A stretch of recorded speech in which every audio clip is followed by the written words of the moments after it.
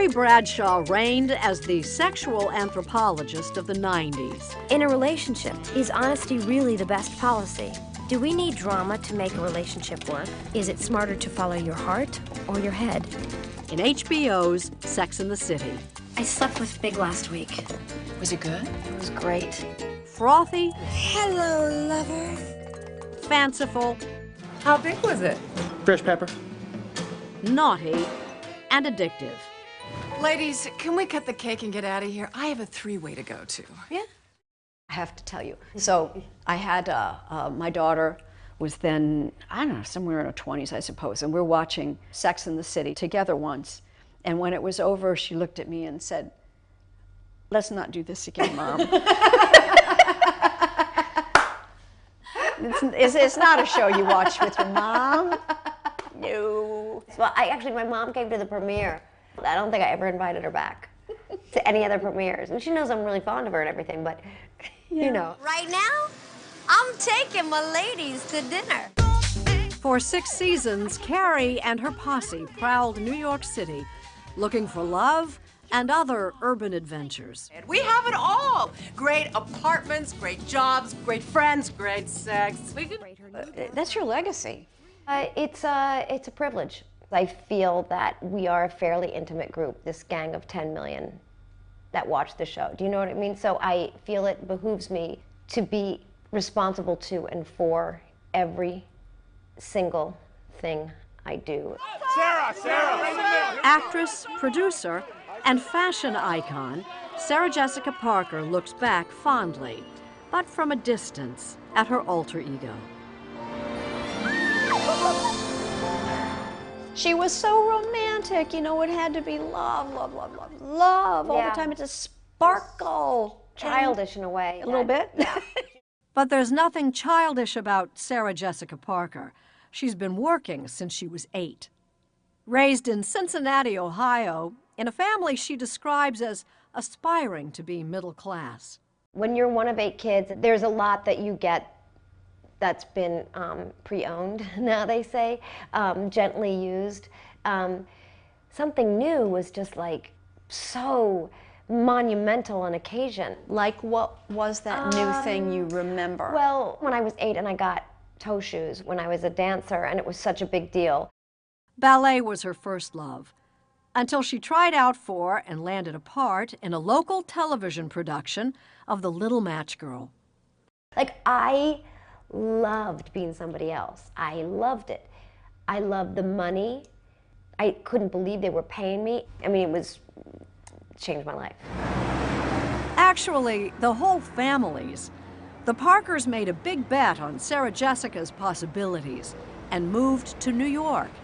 She nailed her first audition.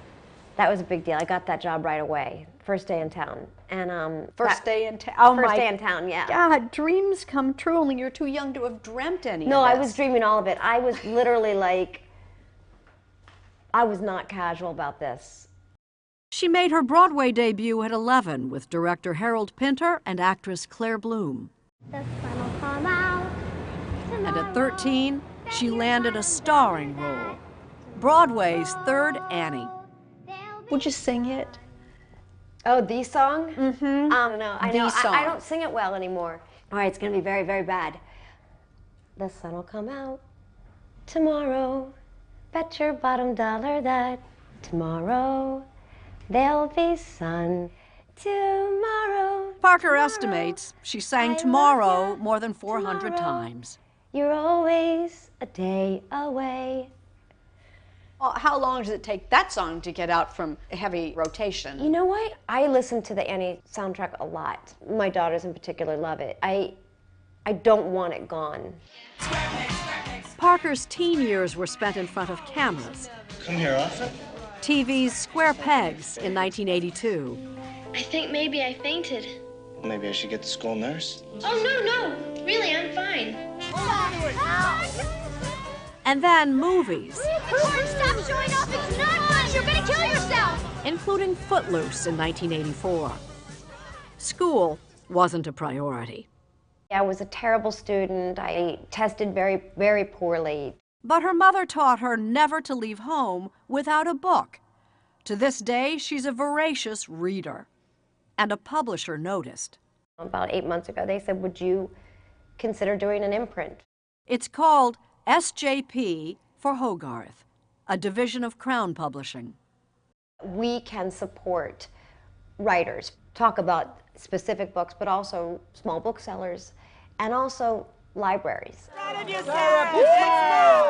And combining her lifelong passions for ballet and fashion, 5 years ago she helped create a fall fashion gala, raising more than $10 million for the New York City Ballet.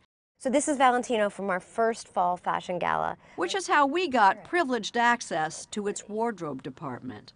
Carrie Bradshaw would have been in heaven. I think Carrie Bradshaw would have loved this. She would have loved this.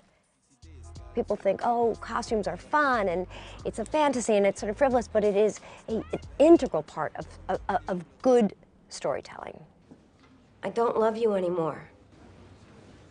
I want a divorce. After 13 years, Parker is back on HBO with a very different take on love in a new series called Divorce. When did it start to go off the tracks, in your mind? As a suburban working mom whose marriage is foundering. Well, perhaps when you grew the mustache? You said that women in their 40s are having affairs.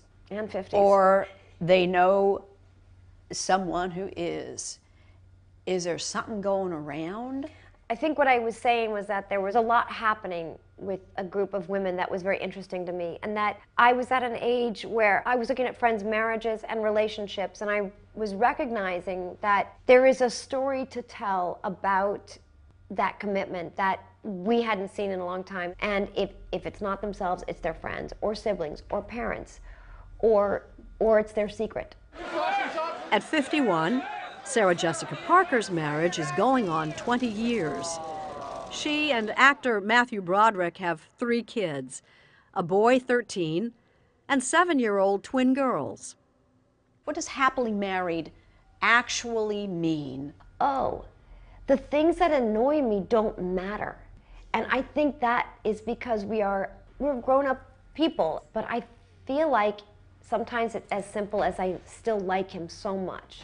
Like, he's still the person that I hope I'm making proud. He's still the smartest and the funniest to me. We couldn't help but wonder about her TV marriage to the character known as Big. Married in the first movie, they're suffering the terrible twos in the second. Which brings us to a final question. Is there going to be a third Sex and the City movie? I will say that the idea, it rests in the butler's pantry. It's not on the table, but somebody is holding it fairly nearby. Well, one can't help but picture a Golden Girls kind of version of Sex and the City, and now you're looking back on your lives. If you're inclined to be looking back on your lives at all, or are you still looking forward? I would have sort of imagined that those women have only interest in looking ahead. I think so. While being informed by the past. And in a way, maybe that would be the best for all of us. Living people, non-fictional as well.